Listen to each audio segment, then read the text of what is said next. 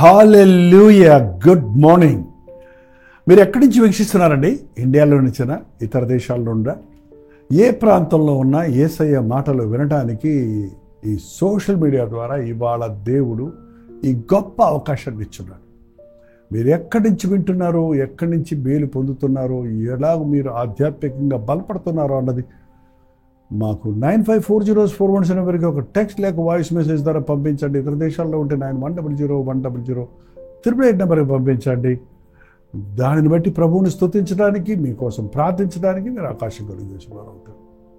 రెండో చిన్న ప్రార్థనతో ఈరోజు దేవుని వాక్యాన్ని ధ్యానిద్దాం. పరిశుద్ధుడా, నీకు వందనములయ్యా.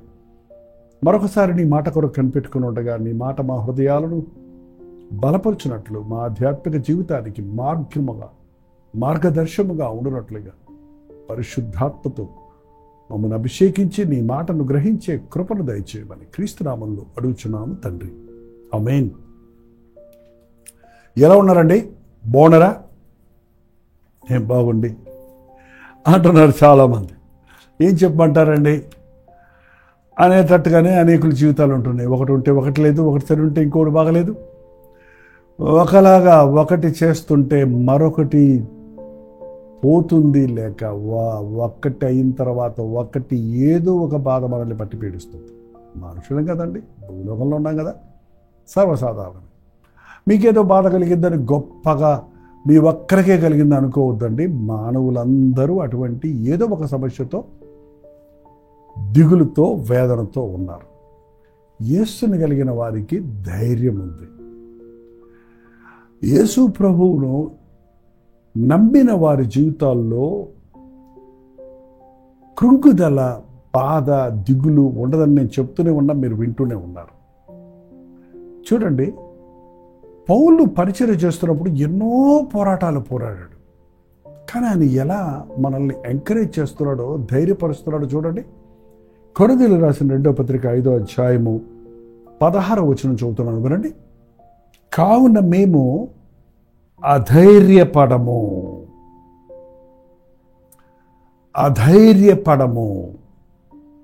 మనల్ని కృంగదీసే, మనల్ని భయపెట్టే, మనల్ని పిరికి పందలుగా చేసే సాతాను ప్రయత్నాలకు మనం కృంగిపోకూడదండి.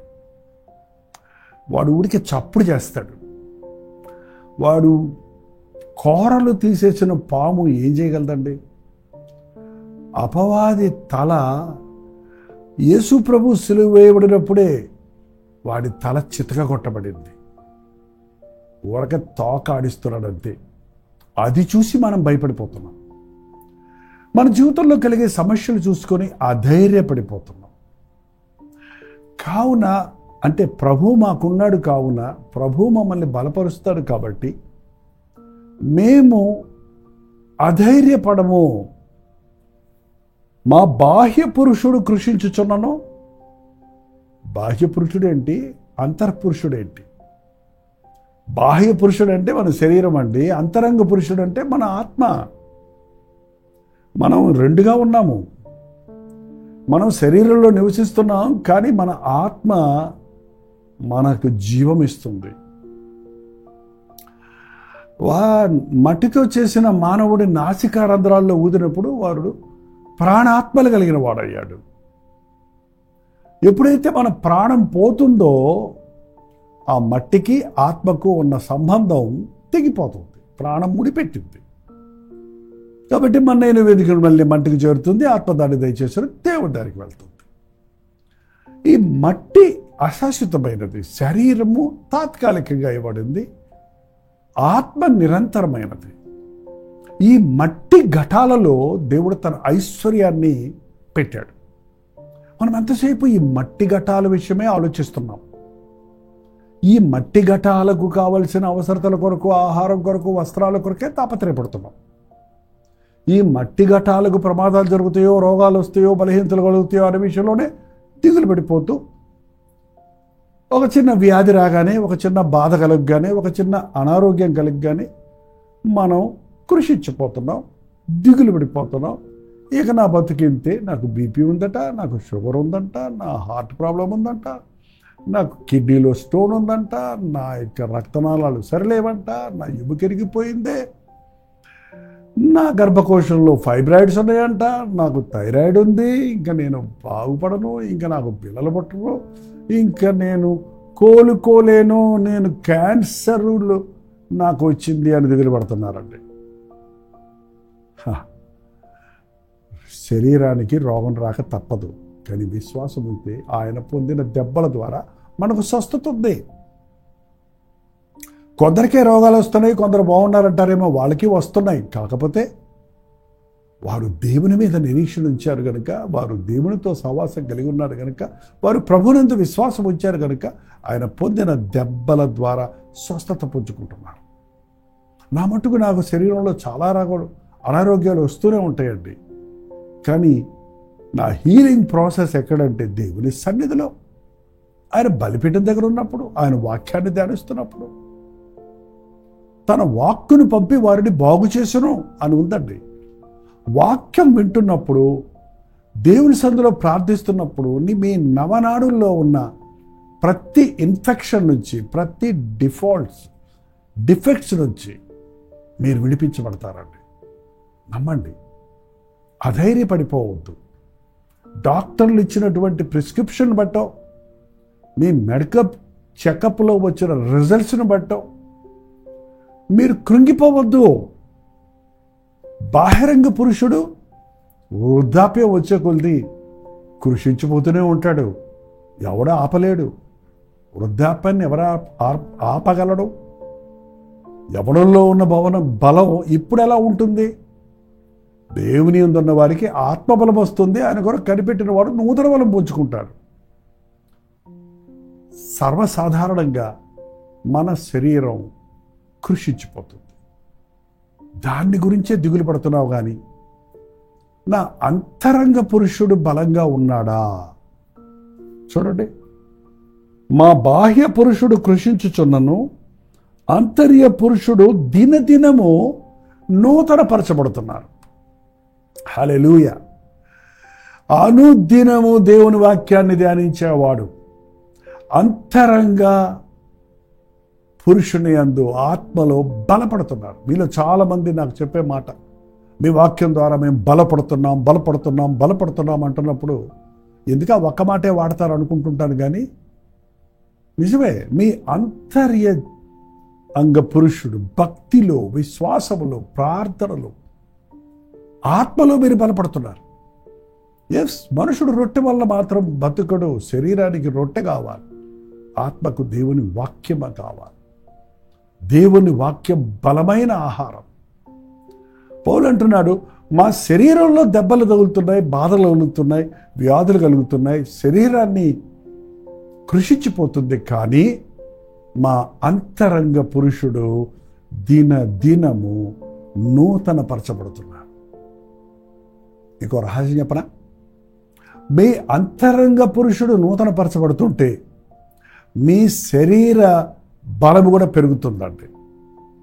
మీకు తెలియకుండానే మీ బలహీనతల్లో దేవుని బలాన్ని అనుభవించగలుగుతాం. మన శరీరానికి కాదండి, మన హృదయంలో ఉన్న ఆసక్తికి ఉంది బలం. ఎంత బలహీనమైన శరీరం కలిగిన వాడైనా పరిశుద్ధాత్మ శక్తితో నింపబడితే బలమైన కార్యాలు దేవుని కొరకు చేయగలుగుతాడు, అపవాదిని జయించగలుగుతాడు. ఎంతసేపు బాహ్య పురుషుడి గురించి ఆలోచిస్తూ, ఆ బాహ్య పురుషుడిని అబ్బురం చేసుకుంటూ, దానికి కావలసిన వాటిని చూసుకుంటూ, నాకు అంతరంగ పురుషుడున్నాడే, నేను ఆత్మలో బలపడటం లేదే, రోజుకు 3 పూటలు నా శరీరానికి తిండి పెట్టుకుంటున్నా, నా ఆత్మను బలపరుచుకోవడానికి కనీసం రోజుకు 3 మారు మోకరించి ప్రార్థించటంలా, 3 మారు దేవుని వాక్యాన్ని ధ్యానించి అనుభవించటం లేదు అన్న విషయాన్ని మీరు గ్రహించటం లేదు. తిండికి ఎంత సమయాన్ని ఖర్చు పెడుతున్నారు? దేవుని సన్నిధిలో ఎంత సమయాన్ని ఖర్చు పెడుతున్నారు? లోక కార్యాల కొరకు, తిండి సంపాదన కొరకు, లోక వస్తు వాహనాల కొరకు ఎంత ప్రయాసపడుతున్నారు?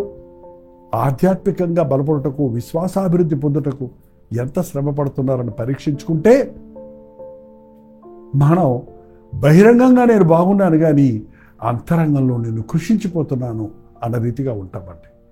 అవును, ఈ లోకంలో ఉన్న గొప్ప గొప్ప ధనవంతులు, గొప్ప గొప్ప విద్యావంతులు, గొప్ప గొప్ప మేము సాధించామన్న వాళ్ళందరూ, లోకంలో ఏదో చేయాలని ప్రయాసపడిన వారందరూ చివరికి డిప్రెషన్కు లోనవుతున్నారన్నది, చివరికి వారికి నెమ్మది లేని వారిగా, సమాధానం లేని వారిగా, ఆత్మహత్యలు చేసుకొని చనిపోతున్నారన్నది చారిత్రాత్మకంగా ప్రూవ్ అవుతుందండి. లోకమంతటిని జయించిన వారు తను తాను కాల్చుకొని చనిపోవాల్సిన అవసరం ఏముంది? సమాధానం లేదు, నిరీక్షణ లేదు, విశ్వాసం లేదు. మీరు అంతరంగ పురుషులు అంటే మీ ఆధ్యాత్మిక జీవితాన్ని బలపరచడానికి ప్రార్థనని వ్యాయామం కావాలని, వాక్యమనే ఆహారం కావాలని, దేవుని సన్నిధిలో మనం నూతనపరచబడుతూ ఉండాలని దేవుని వాక్యం తెలియజేస్తూ ఉందండి. దేవుని సన్నిధిలో మోకరించి ప్రార్థించటం అభ్యాసం చేసుకోండి. ఆయన వాక్యాన్ని ధ్యానించండి. ఇంకో మాట ఉంది, మేము దృశ్యమైన వాటిని చూడక అదృశ్యమైన వాటిని నిదానించి చూస్తున్నాము గనుక, దృశ్యమైనవంటే కనబడేవాయి, అదృశ్యమైనవంటే కనబడని వాటిని చూస్తున్నాం. కనబడే శ్రమలను చూడటం లేదు కానీ కనబడిని దేవుడిచ్చే బహుమానాలు చూస్తున్నాం. కనబడే వాటిని గురించి మేము కకృతి పడటం లేదు కానీ కంటికి కనబడని, చెవికి వినబడని, హృదయమునకు గోచరము కానీ దేవుడు సిద్ధపరిచిన వాటి మీద మా మనసు పెట్టుకుంటున్నాం. కాబట్టి క్షణమాత్రముండు మా చులకన శ్రమ మా కొరకు అంతకంతకు ఎక్కువగా నిత్యమైన మహిమ భారమును కలుగజేయుచున్నది. కాబట్టి క్షణమాత్రముండు చులకనైన శ్రమ, ఈ లోకంలో మనం ఉన్నంత కాలం శ్రమలో ఉన్నా కూడా అది క్షణమే. ఈ క్షణమే.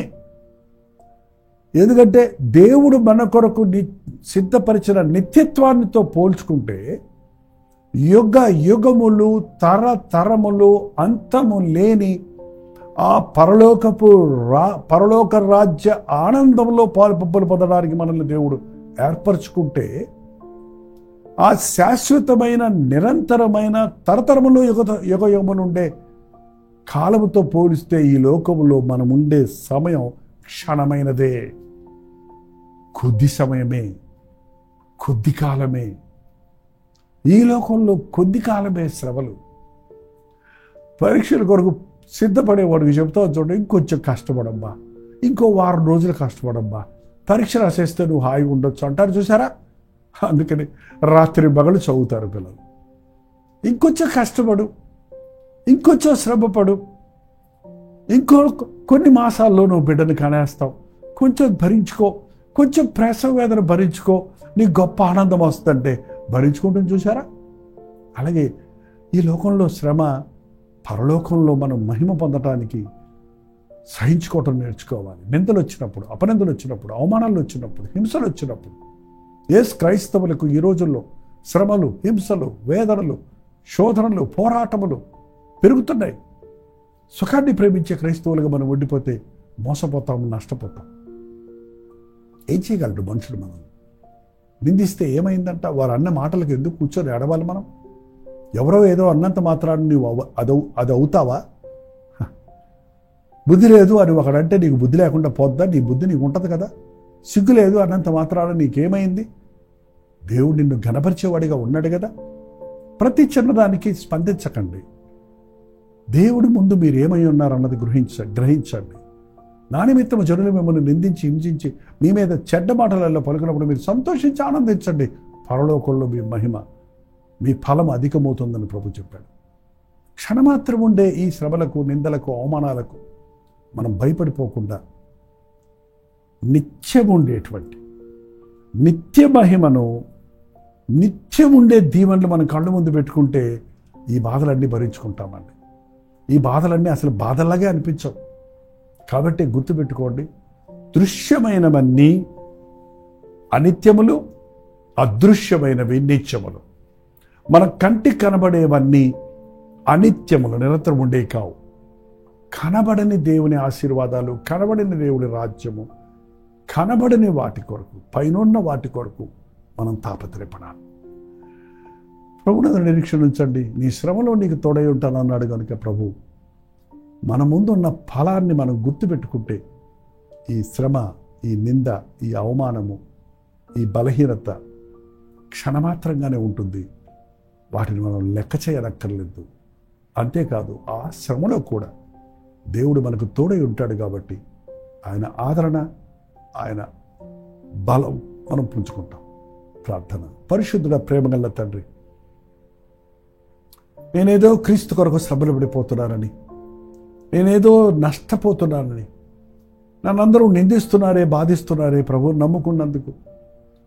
దేవుడు నమ్ముకుంటే నాకేం ప్రయోజనం, నాకేది కలగలేదే అని ఆలోచనలతో ఉన్నవారిని ఈరోజు దర్శించిన ఆయన. నేను ప్రభు బిడ్డనైతే నాకెందుకు వచ్చింది ఈ రోగం, నాకెందుకు వచ్చింది ఈ బాధ, నా ఇంట్లో ఎందుకు వచ్చింది ఈ శోధనని కృంగిపోతున్న వారిని, ఇవన్నీ తాత్కాలికమైనవేనని, శాశ్వతమైన దీవెనిచ్చే నా దేవుడు నాకు ఉన్నాడని, నా కన్నీరు తుడిచే ప్రభు ఉన్నాడని, మా శ్రమలో తోడై ఉండి మమ్మల్ని విశాలతలోనికి రప్పించేవాడిగా ఉన్నాడన్నది మేము విశ్వసించుటకు చులకడైన ఈ శ్రమలకు అధైర్యపడిపోక, మమ్మను కృంగదీసే, మమ్మను అధైర్యపరిచే ప్రతి సంభవాన్ని విశ్వాసము ద్వారా, ప్రార్థన ద్వారా ఎదురిస్తూ నీ సాక్షులుగా ఈ లోకంలో జీవించడానికి మా ఒక్కొక్కరికి నీ సహాయం చేయమని క్రీస్తు నామములో అడుగుచున్నాను తండ్రి. ఆమేన్. మన తండ్రి అయిన దేవుని యొక్క ప్రేమయు, కుమారుడైన క్రీస్తు యొక్క కృపయు, ఆదరణకర్త అయిన పరిశుద్ధాత్మ యొక్క సహవాసములు కూడి వచ్చిన మనందరికీ ఇప్పుడున్న సదాకాలం తోడయుండును గాక. ఆమేన్. దేవుని స్తోత్రం. మీ ప్రార్థనా సత్తుల భారాలు 9540 నెంబర్కి, మీరు ఇతర దేశాల్లో ఉంటే 91001000 నెంబర్కి ఒక టెక్స్ట్ లేక వాయిస్ మెసేజ్ ద్వారా వాట్సాప్ చేయండి. మీ పక్షంలో మేము ప్రార్థిస్తున్నాం, మీరు కూడా ప్రార్థించండి. ఇదిగో ప్రభు చిత్తమైతే ఈరోజు హైదరాబాద్లోని ఆర్ఎన్ఆర్ ఆడిటోరియంలో Lotus Pond, MLS colony, Banjara Hills, హైదరాబాద్లో ఒక ప్రత్యేకమైన గెట్ టుగెదర్ను 2 సెషన్స్గా ఏర్పాటు చేస్తున్నాం. 2 గంటల నుంచి సాయంత్రం 5 గంటల వరకు, 6 గంటల నుంచి 9 గంటల వరకు జరిగే ఈ సెషన్స్లో మీరు పాల్గొనాలంటే దయచేసి మీ పేరు నమోదు చేసుకోవాలి, రిజిస్టర్ చేసుకోవాలి. మీరు వచ్చేటప్పుడు మీ ఆధార్ కార్డు కూడా వెంట తీసుకురండి. పరిస్థితులు బాగాలేవు కదా. So as per the instructions of the police అనండి, మీరు సెక్యూరిటీ అనండి, మనం ఒక రిజిస్ట్రేషన్తో మనం హాల్లో ఎంటర్ అవ్వాల్సి వస్తుంది కనుక దయచేసి ఈ విషయాన్ని గమనించండి. రాగలిగిన వారు రండి, లేని వారు ప్రభు చిత్తమైతే లైవ్ ఇవ్వడానికి ప్రయత్నిస్తాం. మీరు లైవ్లో కూడా వీక్షించవచ్చు. ప్రభుత్వమైతే మధ్యాహ్నం 3 గంటలకు హెచ్చరిక, యాజ్ యూజువల్గా రాత్రి 9 గంటలకు కలవరి ప్రతిధ్వనులు. మళ్ళీ కలుసుకుందాం. హైదరాబాద్ సెషన్స్ కూడా ఒకవేళ వీలైతే మీకు ఈవినింగ్ సెషన్కి లైవ్ ఇవ్వడానికి ప్రయత్నిస్తాం. మా కొరకు ప్రార్థిస్తున్నారని నమ్ముతున్నాను. మీ కొరకు మేము ప్రార్థిస్తున్నాం. ప్రభు చిత్తమైతే మళ్ళీ కలుసుకుందాం. ఆ తోడుకు దేవుని మహాకృప మీకు తోడైన గాక.